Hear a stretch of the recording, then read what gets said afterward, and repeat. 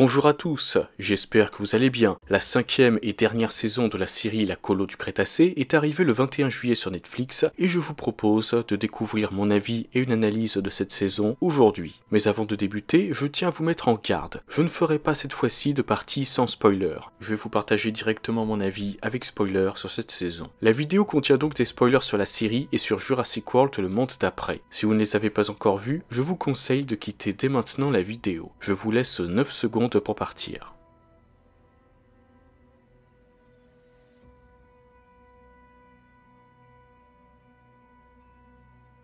Cette 5e saison de la Colo du Crétacé est selon moi bien meilleure que la précédente et a un rythme bien meilleur que celui de la 4e saison. À ma grande surprise, les Bradix et les Brad de manière générale sont beaucoup moins présents que dans la saison 4. C'est plutôt fidèle à ce que laissaient penser les bandes annonces. On avait des Brad plus en retrait que dans la bande annonce de la 4e saison et c'est bel et bien le cas dans la 5e. Ils représentent une menace qui existe, dont on sent la présence, mais qui n'est plus aussi omniprésente qu'auparavant. La véritable menace cette fois-ci, ce sont les dinosaures contrôlés par les puces de Mantacorp, un concept dont je ne sais pas trop quoi en penser mais que je trouve correctement exploité tout au long de la saison, les humains qui les contrôlent et les font se battre comme s'ils étaient des Pokémon, et surtout l'antagoniste principal de cette saison, le père de Kenji et le président de Mantacorp, Daniel Cohn.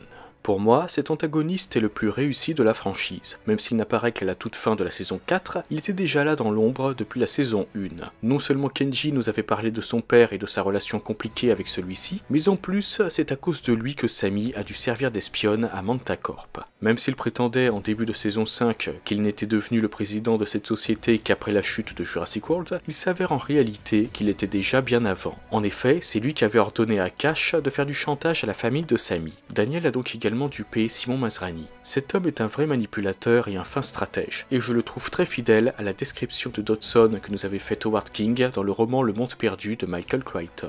Quelqu'un de charismatique et visionnaire, mais aussi cruel et impitoyable. Toutes ces caractéristiques me font penser à Daniel Cohn. Charismatique, je ne pense pas avoir besoin d'entrer dans les détails, il porte toujours un costard. Visionnaire, comme il le dit lui-même, il fait toujours en sorte d'avoir un coup d'avance, et il est obsédé à l'idée de se faire de l'argent, peu importe comment, les puces de contrôle, les combats de dinosaures, etc. Et cruel et impitoyable, il n'a aucun scrupule à tenter de tuer les campeurs, ne voit en son fils qu'un moyen de se faire de l'argent, et est même prêt à tuer certains de ces dinosaures, comme il a tenté de le faire avec Grosse Mangeuse en se servant du Spinosaure. Notons cependant que dans la version française, il ne s'appelle pas Daniel Cohn, mais Daniel Kondo. Je ne comprends pas pourquoi son nom a été changé, mais après avoir entendu certains personnages dire les Kondo dans la série, je me dis que si ça avait été les Cohn à la place, peut-être que des parents auraient mal compris ce que disent les personnages et penseraient que certains en insultent d'autres de Cohn.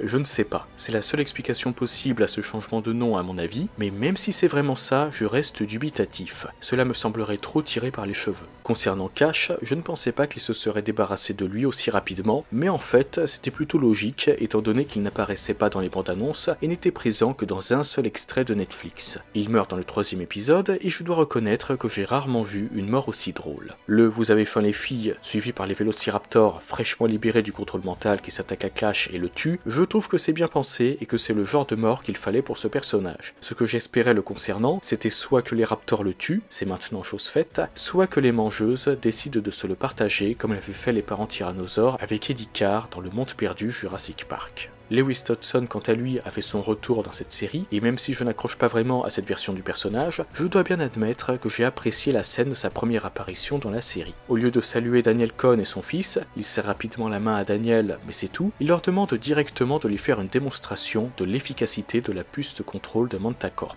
Personnellement, cela m'a fait penser à la version du personnage telle qu'on nous l'avait montré dans le roman Le Monde Perdu, qui voulait entrer directement dans le vif du sujet lorsqu'un espion de Biosyn nommé Ed James était venu lui faire son rapport. J'aime bien aussi le foreshadowing le concernant. Dans la série, sans l'intervention de Daniel Cohn, Dodson aurait été tué par les dilophosaures et c'est ce qui finira par lui arriver dans le monde d'après. Les protagonistes, quant à eux, ont une bonne évolution et un bon développement. L'idée de faire du père d'un des campeurs un antagoniste est bien pensée à mon avis. Cela dit, j'ai le même point négatif que pour la saison 4. Les romances de la série font forcer et donnent l'impression de sortir de nulle part. On dirait que l'équipe de la série s'est dit qu'il fallait de la romance et a choisi à chaque fois de mettre deux campeurs ensemble, sans pour autant que cela ne soit développé au préalable. Ça arrive comme ça, tout à coup. D'ailleurs, lors d'une interview pour Jurassic Outpost, Scott Creamer, le producteur de la série, a affirmé que les romances n'étaient pas prévues au début. Dans ce cas, je ne vois pas l'intérêt d'en mettre dans la série, surtout que la colo du Crétacé est majoritairement destinée à un jeune public et qu'une grande partie du jeune public en question doit s'en ficher complètement que un tel soit en couple avec un autre. Pour quelque chose qui n'était pas prévu à l'origine, ça occupe en plus une grande place dans l'histoire, à tel point qu'on nous en parle dans le synopsis de certains épisodes. Yaz demande à Brooklyn ce qu'elle ressent pour Kenji, ou encore Yaz est sur le point d'avouer la vérité à Sammy, mais Lil en a décidé autrement. Et dès que la romance est lancée, que ce soit pour Kenji et Brooklyn ou pour Yasmina et Sammy, on a de nombreux passages qui forcent sur la relation de chaque couple, et me concernant, je trouve ça très désagréable à regarder et plutôt gênant. J'aurais largement préféré qu'on se concentre sur l'histoire principale que racontent ces deux saisons, et que les précieuses minutes utilisées par ces romances ne soient pas gaspillées par celle-ci. Comme je l'ai dit plus tôt, c'était déjà un de mes points négatifs de la saison 4, et c'est désormais aussi un de mes points négatifs de la saison 5. Cela mis à part, comme je l'ai déjà dit, je suis globalement satisfait de l'évolution des campeurs, et je trouve que c'est une bonne idée d'avoir séparé Kenji des autres campeurs, de s'être servi de son père pour l'éloigner des autres, et provoquer une véritable tension entre eux.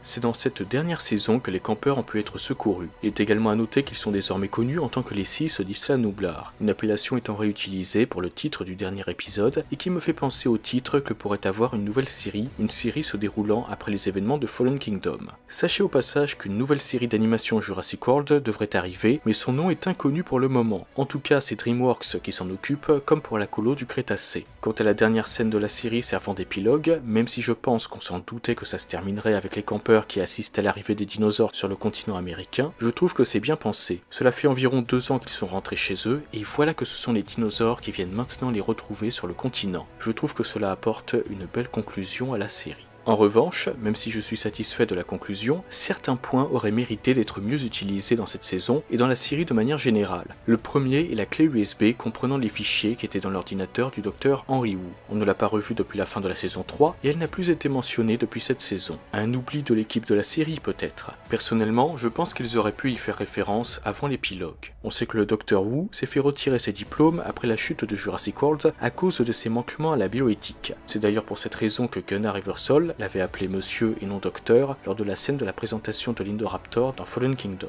Je m'attendais donc à ce que nous ayons une scène dans la saison 5 nous expliquant que Wu a perdu ses diplômes et que c'est à cause des campeurs que c'est arrivé, mais comme vous le savez, cela n'a pas été le cas. Autre point qui aurait mérité d'être mieux utilisé, le seul Bradix de l'île de Mantacorp qui était toujours en activité alors que Brooklyn les avait tous désactivés dans l'épisode 6. On ne sait pas pourquoi ça n'a pas marché sur lui, et on ne sait pas non plus pourquoi il avait une arme plus dangereuse que celle des autres Bradix. Il n'apparaît que dans l'épisode 7 et ensuite il disparaît complètement. On voit plus tard un Bradix dans les égouts, complètement détruit par le Notosaurus, mais il est plus probable que ce soit le Bradix qui avait attaqué le reptile marin dans l'épisode 4. En tout cas, je ne vois pas à quoi a servi ce Bradix. L'équipe de la série aurait d'ailleurs pu lui donner un vrai rôle en faisant de lui le Brad qui avait la clé USB de Mantacorp dans sa gueule.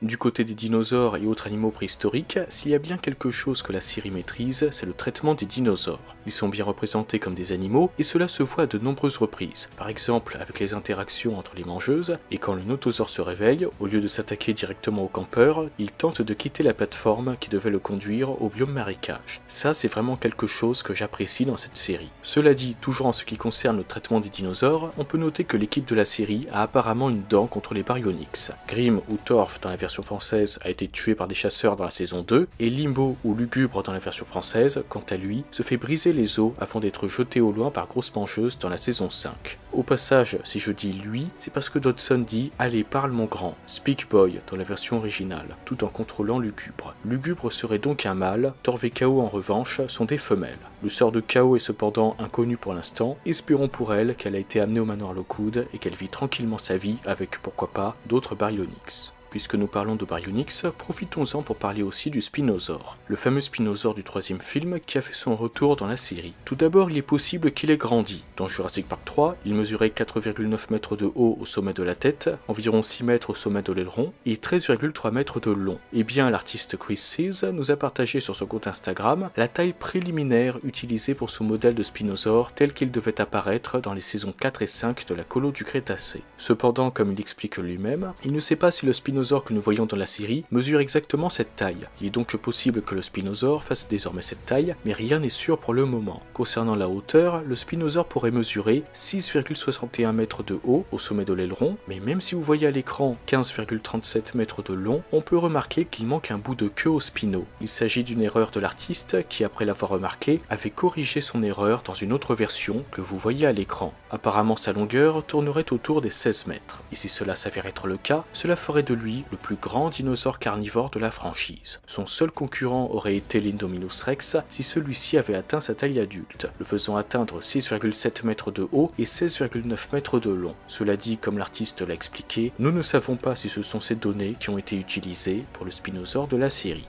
Quoi qu'il en soit, la rivalité entre le tyrannosaure et le spinosaure a fait elle aussi son retour dans la série et il y a même eu plusieurs revanches. Cela dit, dans la plupart des combats, le spinosaure était contrôlé, donc on peut difficilement appeler cela une revanche digne de ce nom. Il en est de même pour le combat du dernier épisode, ayant eu lieu juste après que le spinosaure eut été libéré du contrôle mental. On sait que, sans surprise, ça fatigue les animaux. La première fois qu'il avait été libéré du contrôle mental, le spinosaure s'était d'ailleurs effondré avant de se relever pour tuer Cyrus. Le spinosaure n'était donc pas en état pour combattre non seulement un mais deux tyrannosaures qui, eux, n'étaient pas soumis au contrôle mental. Notez au passage que Scott Creamer a affirmé avoir toujours voulu voir un ou deux T-Rex lui botter les fesses. En parlant de T-Rex, tout en regardant le 11e épisode, j'ai trouvé que c'était plutôt osé de la part de l'équipe de la série de briser le cou et de tuer un tyrannosaure après la polémique qu'il y a eu avec Jurassic Park 3. C'était une vraie prise de risque et je trouve que c'était plutôt une bonne chose étant donné que ça ajoutait une scène impactante et émouvante à la série et je pense qu'elle en a choqué plus d'un. Même si nous voyons le spinosaure briser le cou de grosses mangeuses lors de cette scène, on comprend malgré tout que ce n'est pas la faute du spino mais celle de Daniel Cohn. La scène nous montre bien une nouvelle fois la cruauté du personnage et qu'il est prêt à tout pour arriver à ses fins, quitte à tuer ses propres dinosaures. Ça aurait pu être un de mes points positifs, malheureusement dans l'épisode suivant, on découvre que Grosse Mangeuse a miraculeusement survécu. Elle a survécu alors que son cou avait été brisé. Au début je croyais même que c'était Petite Mangeuse qui était venue venger sa mère, tellement l'idée du retour d'entre les morts de Grosse Mangeuse me semblait impossible et illogique. Et il m'a suffi de voir cette scène pour que mon avis change radicalement sur ce point. Si le but était de la faire revenir plus tard, il ne fallait pas nous montrer le spinosaure lui casser le cou. Il aurait fallu nous montrer par exemple quelque chose proche de ce qu'on avait vu lors du combat entre Roberta et l'Indominus Rex à la fin de Jurassic World. Daniel Cohn, par l'intermédiaire du spinosaure, lui colle une raclée et la laisse au sol, grièvement blessée, mais au lieu de l'achever, Daniel aurait décidé, comme on l'a vu dans l'épisode, de ne pas le faire et de la laisser sur place, à peine consciente. En revanche, le coup de la régénération magique, c'est non. Soit tu prends des risques et tu vas jusqu'au bout, soit tu ne fais rien.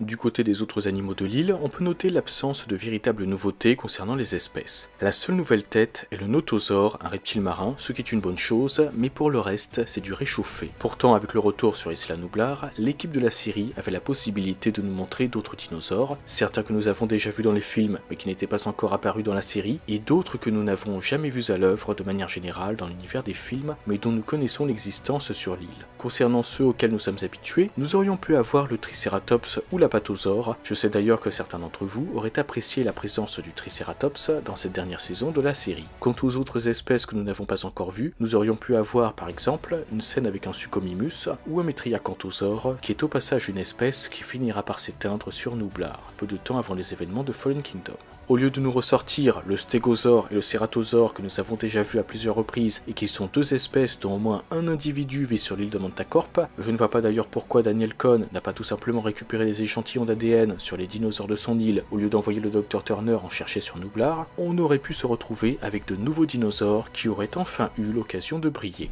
Profitons-en pour parler des dinosaures que Scott Creamer aurait bien aimé ajouter à la série. Il y a le Triceratops, l'Apatosaure et le Qiangzusaure, surnommé Pinocchio Rex, qui fait partie des dinosaures de Jurassic World Evolution 2. Et ce n'est pas tout, il aurait bien voulu aussi ajouter un mammouth pour le biome arctique de l'île de Mantacorp.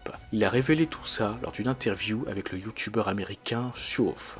Passons maintenant au lien avec le monde d'après. Lors de l'interview sur la chaîne de Chauve, Scott Creamer a révélé que les puces de contrôle de Mantacorp sont bien celles du monde d'après. Dans ce cas, cela devrait vouloir dire que Biosyn a, malgré les efforts des campeurs, réussi à mettre la main sur les puces de contrôle. Daniel Cohn était en prison à partir de 2016, et on peut supposer que c'était toujours le cas par la suite. D'après un des documents de Dino Tracker, un mail remontant à décembre 2018, Biosyn a des relations dans le monde entier. On sait aussi que certains de ses membres avaient infiltré l'équipe d'InGen, s'étant occupés du nettoyage de 94 et qu'apparemment Biosyn était impliqué dans la recherche de 99 sur Sorna, ayant conduit à la création du Spinosaure et d'autres espèces sur l'île. Peut-être que Daniel Cohn a gardé sur lui la clé USB contenant les plans de la puce et que Biosyn est parvenu à le faire chanter et à récupérer la clé. La société aurait également pu l'obliger à leur révéler l'emplacement exact de l'île de Mantacorp après les événements de Fallen Kingdom. Après l'avoir appris, Biosyn pourrait prétendre qu'ils ont découvert que la société Mantacorp avait mis la main illégalement sur des dinosaures. Pourquoi seulement après Fallen Kingdom? Eh bien tout simplement parce que dans son mail du 24 décembre 2018, Biosyn avait affirmé vouloir travailler avec les agences gouvernementales du monde entier. Biosyn pourrait ainsi révéler l'existence de l'île de Mantacorp et mettre la main légalement sur de nombreux dinosaures qui viendraient enrichir leur vallée et pourraient leur être utiles pour leurs futures recherches. Plusieurs dinosaures provenant de Sorna vivent sur cette île et si ça se trouve, nous sommes loin d'avoir tout vu. Cash faisait référence au Spinosaure de Sorna en tant que sujet 87, ce qui devrait vouloir dire qu'il y a au moins 86 autres sujets provenant de Sorna que Mantacorp a capturé et amené sur son île. Cela pourrait faire un lien avec ce que dit Ramsey Cole à Alan et Ellie dans le monde d'après. La première génération du sanctuaire de Biosyn vient de Sorna. Quoi qu'il en soit, pour en revenir aux puces, même si elle a apparemment fini par mettre la main dessus, Biosyn a sans doute réduit la puissance de celle de Mantacorp pour les animaux de son sanctuaire. Après l'évasion des dinosaures dans Fallen Kingdom, la société a décidé de travailler avec les agences gouvernementales du monde entier, comme je l'ai dit plus tôt, et comme on a pu le voir dans le monde d'après, plusieurs de ses employés ont décidé de travailler pour Biosyn en raison de leur amour pour les dinosaures. Un signal envoyé au cerveau de l'animal pour lui dire par exemple « va à tel endroit » passe mieux que si la société se met à contrôler complètement un dinosaure pour le forcer à faire ce qu'elle veut. Reproduire à l'identique ce que faisait Mantacorp aurait été trop risqué pour Biosyn. Voilà comment je vois les choses. En parlant de Biosyn, c'est dans cette saison que Dodson retrouve la bombe de mousse à raser qu'il n'avait pas pu récupérer à l'époque du premier film.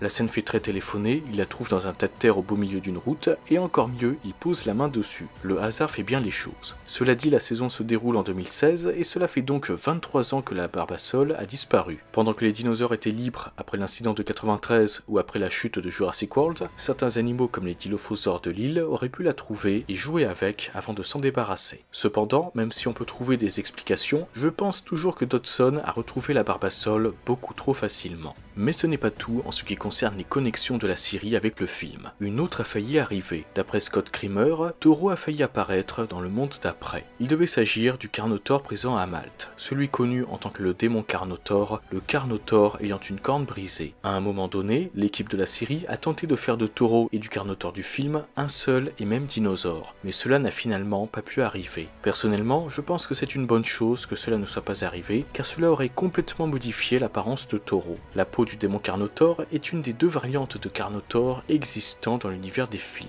ceux à la peau rouge et noire. Elle ne se limite pas à un seul individu, comme on peut le voir sur Dino Tracker.